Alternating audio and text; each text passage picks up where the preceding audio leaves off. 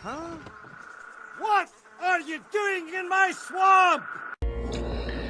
Hello everybody, this is Ogre Boy, and I'm going to be doing my review for the 2006 movie Final Destination 3. So this movie follows Wendy, played by Mary Elizabeth Winstead, a student whose premonition of a deadly roller coaster ride saves her life in a lucky few, but not from death itself, as it starts going back to take out these characters one by one after they escape death and everything. It's pretty much the same premise as the first two and everything, just with a new setting and stuff, with the roller coaster and stuff at the beginning, a new premonition and everything, but it's kind of the same setup as the first two, which all these movies do have the same setup, which don't really bother me because that's what the concept of the story is and everything. And this movie is a really good sequel in the franchise. I've always really liked Final Destination 3. I don't know if some people love or hate it and everything, but I personally feel this is one of the best ones in the franchise. Like the first three are all solid movies and everything, and personally I do like the first two movies a teeny bit more, but only by just a little bit, not by much and everything. But this has one of the best characters in the movie. Wendy is just really a lovable character. She's played by Mary Elizabeth Winstead, who is a really great actress. She has a really likable screen presence. Every time she's on screen, she's just really great in everything she's in. I loved her in 10 Cloverfield Lane. I even love her in movies like Sky High and stuff. She's got a good variety of movies and stuff. Birds of Prey, she was great in that. So she's a pretty good actress and everything. In fact, she's had way better movies than Birds of Prey. I just mentioned that one because that was one of the most recent ones I remember her in. But she's one that I haven't followed near as much as I wish I would have. I wish I would have kept track of her career, because she's one that I always thought was going to become a really good actress. And everything I've seen her in hasn't proven me wrong yet. So she's been pretty good in everything I've seen. And she's great in here. And this has a really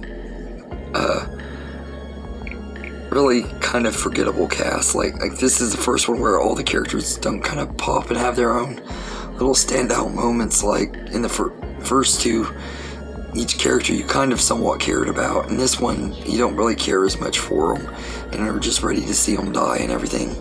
But the main two characters, Wendy and Kevin, are likable, and Ryan Merriman as Kevin is pretty good too, and everything. But I love the story in this one, and it has some really awesome kills and stuff. Like the kills are ramped up in this one, and you got the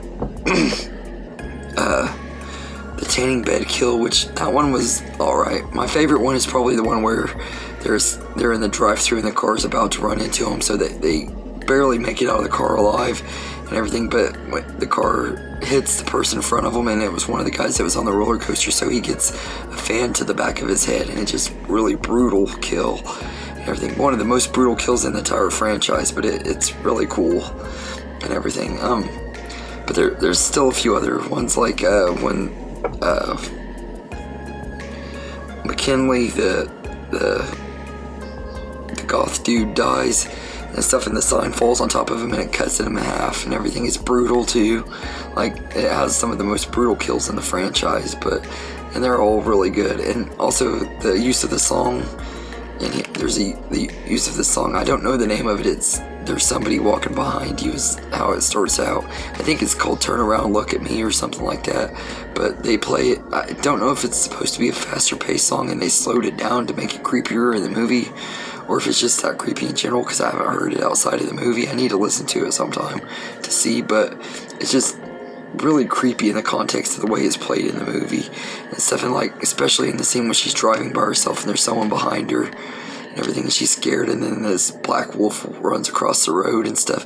I don't know why, but that scene always just gives me goosebumps and everything. And I love the whole third act and stuff, and the very end of it too, especially when she has the premonition on the train, and then after the premonition is done, they realize there's nothing they can do to stop this from happening and stuff. So I thought that was a a really cool way to end the movie. It kind of had a dark ending, kind of like the first one did, and everything, dark, sad ending, and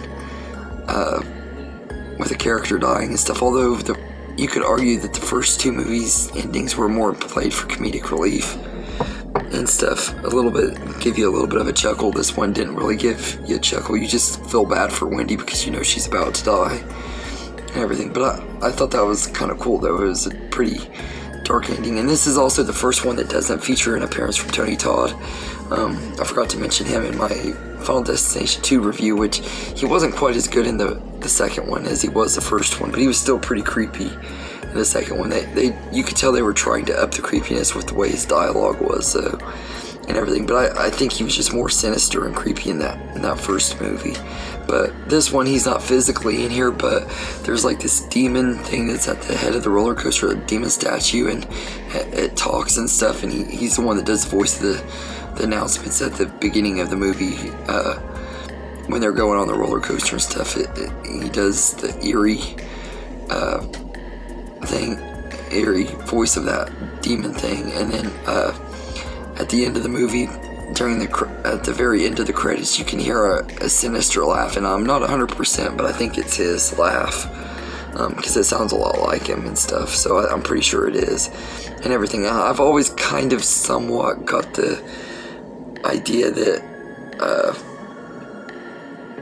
Tony Todd's character is supposed to be the embodiment of death, because he's a mortician and stuff like that. He's like to be the human personification of death in this franchise. I don't know if I was reading that right, but that's what I've always kind of gathered out of it and everything. But it was cool that they still included him in a little way, even though he wasn't playing the same character that he played in the first two movies or the fifth one, because he came back for part 5. He's not in part 4 at all, I don't think, as far as I remember anyway. But this one is, like I said, it's a fun time. It's not quite as good as the first two, but it's still really good and everything. I enjoyed it quite a bit. The cast are all great in here.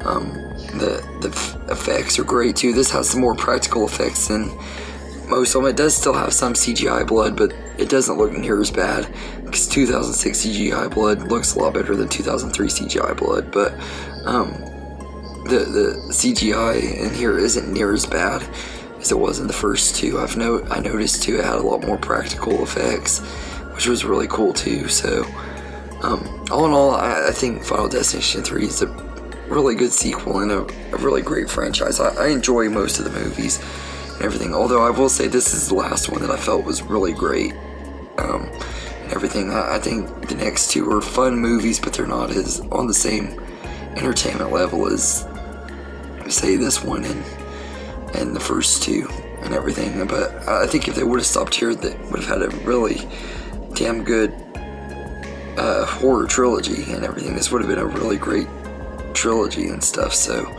all in all, I love Final Destination 3, and I'd give it an A-. It's not quite as good as those first two, but I still think it deserves at least an A- and everything.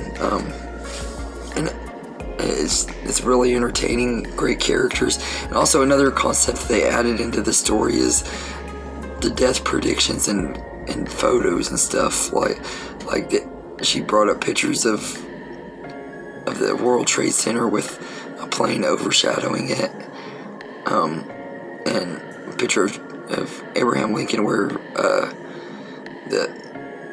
there's like a thing on the top of his head where he would have gotten shot at and everything. She's like talking about it being predictive and stuff on how people die and everything. I thought that was a really cool concept to throw in here too and everything. So I thought that was pretty cool. So but yeah, I love this movie. So I'd give Final Destination an A-.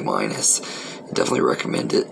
If you're a fan of the first movie and you haven't seen any of the sequels, I definitely recommend the first two movies.